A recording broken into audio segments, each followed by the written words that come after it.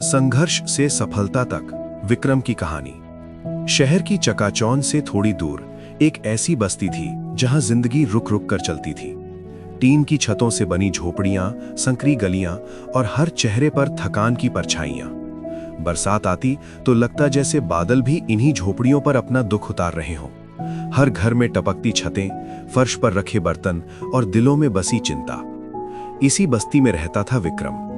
उम्र करीब 17 साल, दुबला पतला शरीर, लेकिन आंखों में उम्र से कहीं ज्यादा थकान। उसके चेहरे पर हमेशा एक उदासी ठहरी रहती, जैसे जिंदगी ने उसके सपनों पर ताले जड़ दिए हों। विक्रम के पिता दिहाड़ी मजदूर थे।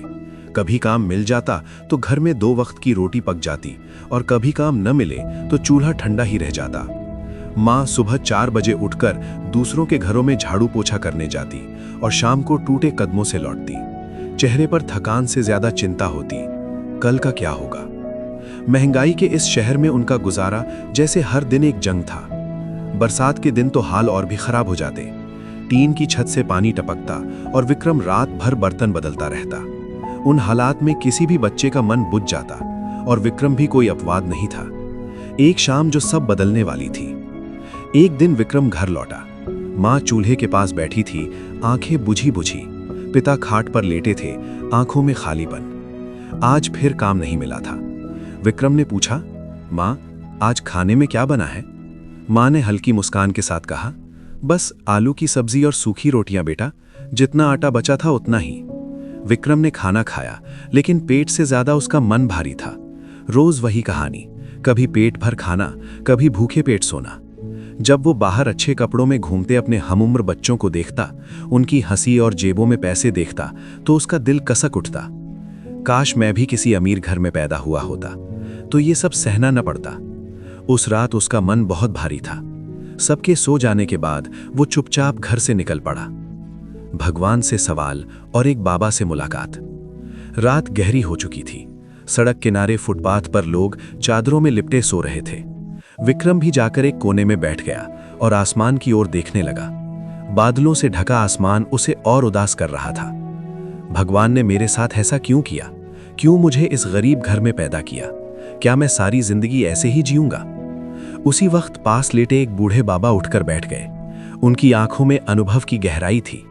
बाबा बोले, बेटा इतनी रात गए यहां अकेले क्यों बैठे हो? विक्रम चुप रहा, आंखों से आंसू बह निकले। भगवान ने मेरे साथ बहुत गलत किया है बाबा, मुझे गरीब बना दिया। बाबा ने शांति से कहा, एक बात कहूं बेटा, भगवान हमें वहां पैदा करता है जहां हमारी सबसे ज्यादा जरूरत होती है। विक्रम चौंका।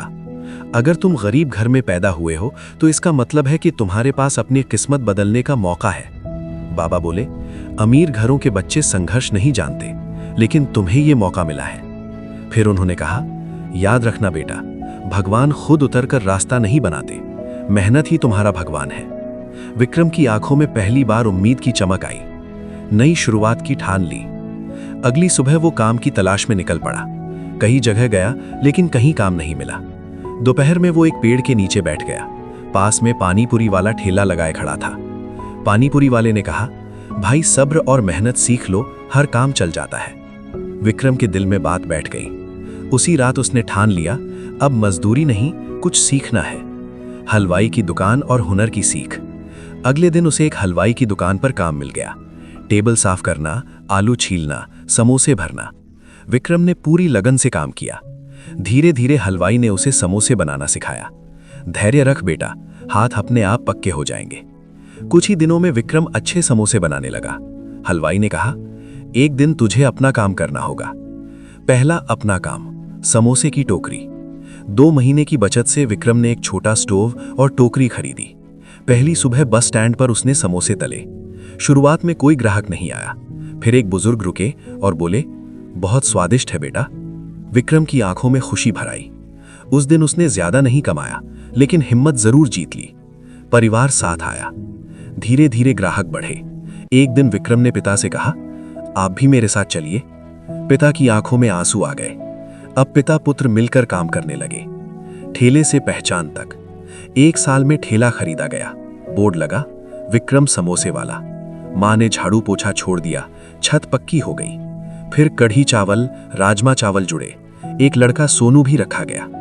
अंतिम सीख। एक शाम विक्रम ठेले के पास खड़ा था। भीड़ लगी थी। उसने आसमान की ओर देखा और मुस्कुराया। उसे वो बाबा याद आए। मेहनत ही भगवान है। सीख।